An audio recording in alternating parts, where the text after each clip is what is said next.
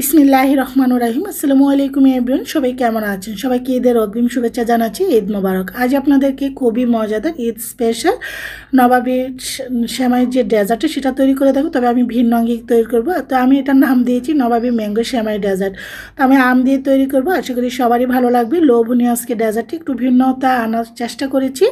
আমি আম দিয়ে করছি, আপনারা চাইলে অন্যান্য ফ্রুটস দিয়েও করতে পারেন, আশা করি সবারই ভালো লাগবে। লোভনীয় এই নবাবী ম্যাঙ্গো ডেজার্টটা। চলে যাচ্ছি রেসিপির মূল পর্বে। এখানে একটা ফ্রাইং প্যান বসিয়ে দিয়ে দিচ্ছি ঘি। অবশ্যই ঘিটা অ্যাড করবেন, তেল দিলে তেলে একটা বাজে স্মেল আসবে।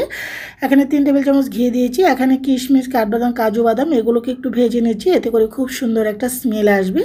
ভাজা হয়ে যাওয়ার পর বাদামের মধ্যে ঘিটা দারুণ, বাদামগুলো এবং প্রত্যেকটা জিনিসের সুন্দর একটা স্মেল আসার পর দিয়ে দিচ্ছি এখানে 1 প্যাকেট দিয়ে দিচ্ছি এটা সেমাই, লাচ্চার সেমাই। চুলাটাকে লো ফ্লেমে রেখে আমি সেমাইটা ভেজে নিচ্ছি, তা হাই ফ্লেমে দিলে সেমাইটা পুড়ে যাবে। দিয়ে দিচ্ছি চিনি। আমি টোটাল এখানে প্রায় থেকে হাফ কাপের থেকে একটু বেশি হবে চিনিটা অ্যাড করেছি। মিষ্টির আসলে যে যেরকম খাবেন সেরকমভাবে দেবেন।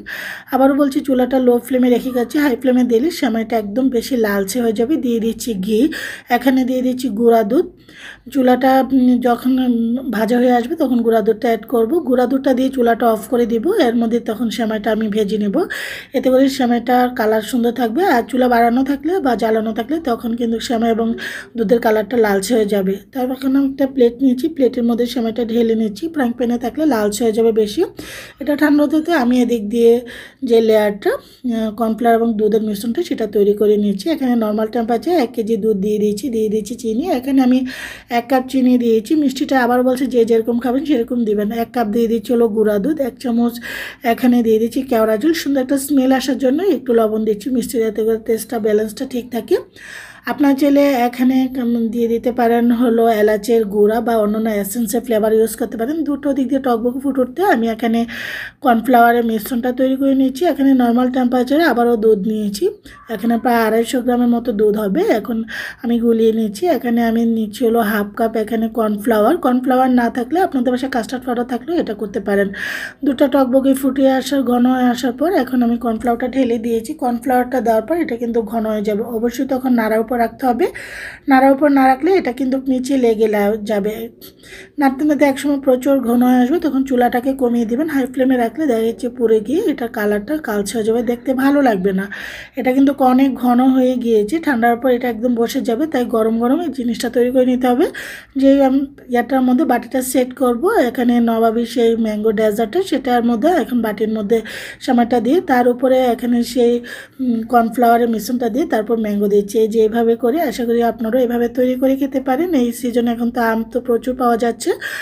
আমটা দেওয়ার পর উপরে আবার সেমাইটা দিয়ে দিচ্ছি। দেওয়ার পরে এখানে আবার কিছু ড্রাই ফ্রুটস এখানে দিয়ে দিচ্ছি। এখানে কাজু বাদামটা, কাঠবাদামটা আর কিশমিশ দিয়ে দিচ্ছি।